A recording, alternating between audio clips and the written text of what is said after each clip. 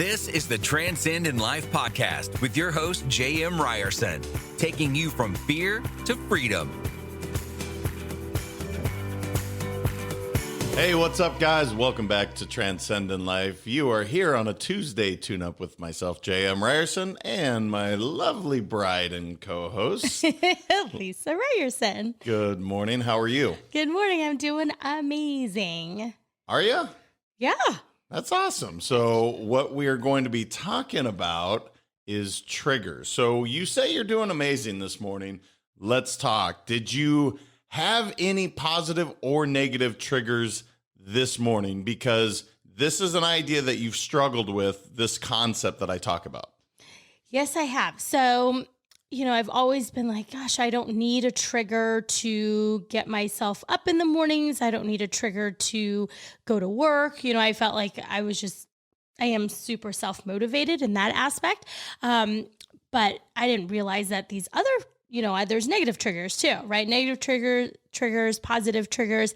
And so this morning I had a great positive trigger. It was kind of one of those things I was, I kind of got up slow a little bit, maybe didn't sleep very well last night, and dropped off Trey at school.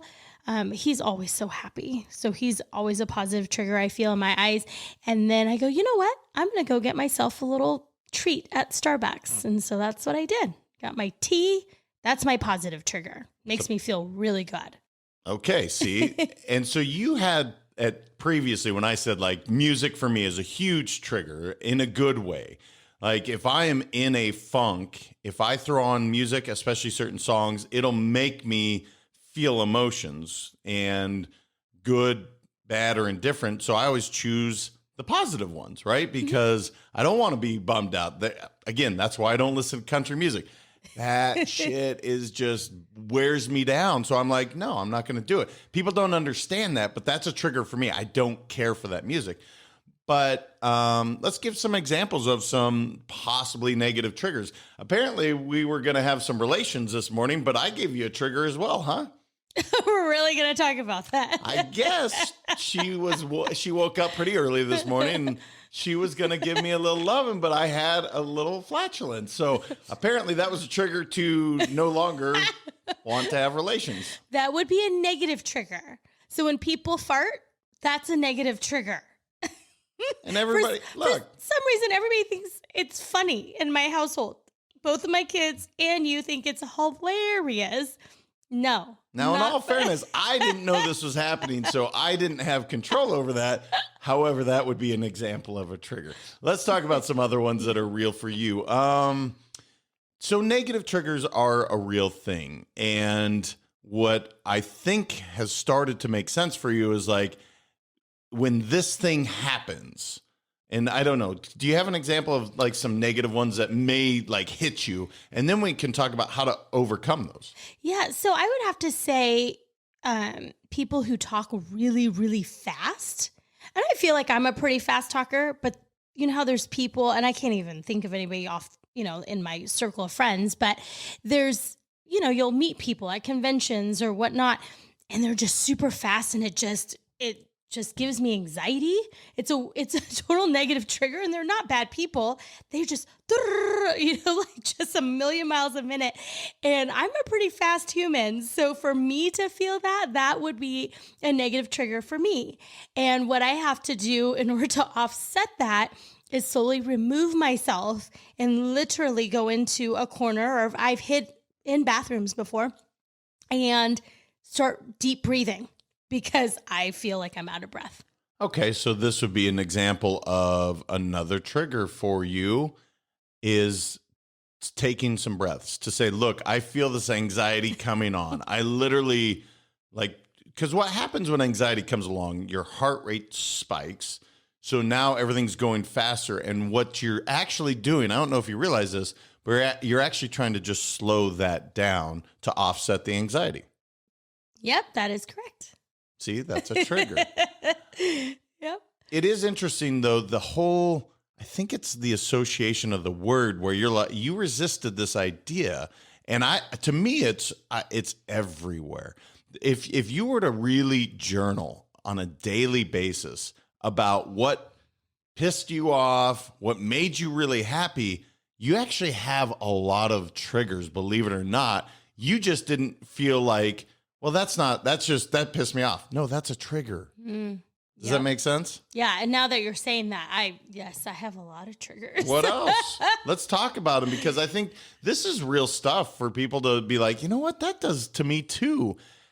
But more importantly, how do you offset those? So what's really funny is I just said that people who talk really super fast give me, like a negative trigger, but then also very slow humans give me a negative trigger as well. So I don't know, maybe I'm just super weird, but like, so if I'm in a rush somewhere, right? And I don't know, going, let's say even to Starbucks or anything where I'm doing a transaction and that person may be new or just not very competent in their job. Oh, I start feeling my blood boil. Like, oh my goodness, like I'm in a rush. I need you to hurry up. Like, why don't you know how to do this? But what I've been working on over the last few years is actually having empathy and compassion, right? And so that helps me go, you know what? Maybe they're just having a bad day. Maybe, they're brand new, and just trying to have a reason for why they're moving slowly, right? And that allows me to have compassion and empathy for them, where I'm like, okay, it's okay. Like, give them their time. Maybe the world's telling you, hey, slow down, smell the roses a little bit. Always. That always happens. Yes. That is the universe telling me to do that for sure. Well, so for me, road rage is a real thing. And not like I've ever actually run anybody off the road or pulled anybody out of a window of a car, although I think about that. That sounds terrible. But no, so this is a real trigger for me that I have realized, like, I got to work on this. And what you just said, the whole empathy thing, one of the things is when somebody cuts you off on the freeway, okay? And you're like, dude, why, blah, blah, blah, blah. And in your head, you're like, they're the biggest jerk. They're just inconsiderate. Maybe they're rushing to the hospital. Maybe they're literally having a seizure while driving. I mean, that's what I'm trying to get myself to do, because the wasted energy on somebody, you're not going to control their driving. Right. And anything you do in terms of bumping the car or literally cussing them out, or even the negative energy in the car, serves zero purpose other than to detract. So it is a real trigger for me. And to your point, you have to find ways to overcome it. What's some other ones that you have? Because I know, like, I love your mom to death, but she can do that to you as well. Right. She can definitely trigger emotions quickly. She's the fastest to trigger. And I think a lot of, I've talked to a lot of my friends, and I think moms do that, right? And I'm sure I do that to my kids too. I trigger my kids all the time. Oh, yeah. Just as much as TJ drives you crazy with his voice, you drive him crazy by being on him about that, right? Yeah. So it's, and it's really I've had to figure out maybe space, like I just need space. Right. Sometimes I've noticed that, and I love my mom to death, don't get me wrong. But, if I see her, I guess more than 3 times a week, triggers are coming really fast. But if it's once or twice a week, it's totally great. Right. Like, I'm like, I get to see my mom. It's great. We get to hang out, whatever. But if it's more than that, that's when I know. So I just have to know how to space out my time with her. So this is what I want to get to now that you agree to the idea of triggers. Setting boundaries is really, really important, specific to whether it be your home or knowing that these certain things just trigger you. And regardless, because here's the thing, emotions happen like that in your limbic system. It doesn't matter. You can't control or stop the emotion. What you can control is how you respond to that. And so the setting up of boundaries is so important, you guys. So specific, you said your mom. So seeing her twice a week versus 3 times, or there's an X amount of time, because it's a control thing, right? Your mom likes to control things. So do you. And so this battle kind of happens. And I watch this. But when you set up boundaries, and as important, prepare yourself I want you to talk about that because this has been a learned behavior for you. And I think so many people could benefit from it.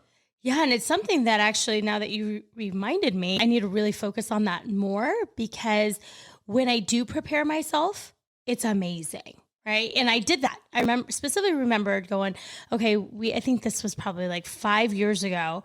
We went up to, maybe even longer than that. We went up to Oregon for a family trip. So it was going to be a road trip with the 4 of us and then my parents. And I just knew going into it, I was nervous. So I go, gosh, that's like a 8-day road trip, with our entire family. And we're going to be in the same hotel and we're going to have all the meals together and do all these things together. And literally the week prior, every single day, I planned it, right? I prepared myself going, okay, what are you going to do if this comes up? What are you going to do if this challenge comes up? How are you going to have space? How are you going to set those boundaries for the next week while you're on vacation? And because I did all that prep work, that was one of the best vacations I feel that we've all had together, because I knew that, how I was going to protect my children, if my mom was a little overbearing, things like that. And so just preparing really helped out in that scenario. Yeah. And the preparation thing is, like you said, to say, okay, if this happens, I'm going to remove myself or I'm going to breathe. And that sounds like such a remedial, easy, like, oh, of course. It doesn't happen that way. Because again, when your blood pressure spikes, when emotions start going, that's like that snowball rolling down the hill. That's tough to stop. So we're coming into holidays here very shortly. And actually, when this drops, it'll probably be the holidays. One of the things that people can do is you and I help each other with in this regard, where it's like, hey, I see you're about ready to blow up. Let me go ahead and move you over here because I do know your triggers. And that's what's really interesting. I probably know your triggers and vice versa better than we know ourselves. Right? Because admitting that something has control over you like that someone can have, because no one has the power to do that, right? We both agree no one has the power to make you feel any certain way, but there's a real thing, right? But they do sometimes, or you allow them to. Yeah, you allow them to, because we're human and we're not robots where you just shut down that side of your brain and be like, no, that's not going to bother me. Right. No, people piss you off or they make you really happy. And so, for instance, if you know coming into the holidays that you're going to be faced with, because close family members, this happens a lot with, because they know how to push your buttons better than anybody else, because they watched you growing up. You are part of that. Your parents do it. Your brothers and sisters do it. And so one of the things you can do is prepare, get ready for it, and talk to your loved one about it. Because we have open conversations about, hey, I know this is coming. I need you to support me this way. Right. And we've already planned, right, for the holidays, because my parents, so we're moving to Florida and my parents are going to come visit for, I believe it's like 10 days on the calendar. 10 days, which I'm very excited about, right? So they're going to bring the dog. 12 days. Oh, is it 12? Oh my goodness. So 12 days they're going to be with us and it's going to be great. And I'm going to start planning and preparing now for that. But once again, my dad is a complete saint. Like you wouldn't even know he's there. So he's like super easy. My mom, on the other hand, I think just because of our personalities are so similar, is a bit more challenging. And so JM and I, actually, we've already planned this, right? Like we've already talked about it. We're like, okay, well, we're going to have to go somewhere. Like maybe for New Year's, my best friend's coming to town as well. I go, so Anjali will be there and we're going to go away for like 4 days, just adults. And we'll leave the kids with my folks. That's going to be great. So now we're down to like 8 days with, with my mom. And so just finding those nice balanced boundaries, I think, is very important. Yeah, boundaries we could do a whole nother segment on because it's so important. But you're breaking that up where it's not just, constant. And so you go away for a couple of days, you come back totally refreshed, ready to tackle, these emotions that are coming your way. So I guess what I would suggest to everybody, and again, people probably get tired of hearing about journaling, but if you want to recognize your triggers, just write it down. When you get triggered emotionally, good, bad, or indifferent, because it all happens and it happens so quickly, write that down so you can recognize it for the future and start to plan. I'd love to hear about people's triggers, both positive and negative, I guess. So can you tell them where to send it to? Yes, send your triggers. We'd love to hear them to info@letsgowin.com. Or you can please visit all of our social media platforms. So LinkedIn, Facebook, and Instagram at Let's Go Win 365. Yeah, we love hearing from you guys. It's just cool to hear different people's perspective on what are triggers, how they deal with it, and it really opens everybody's eyes to how to control these better.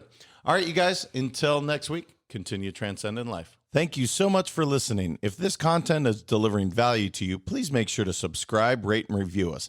That helps us build this community, and that is what we are all about.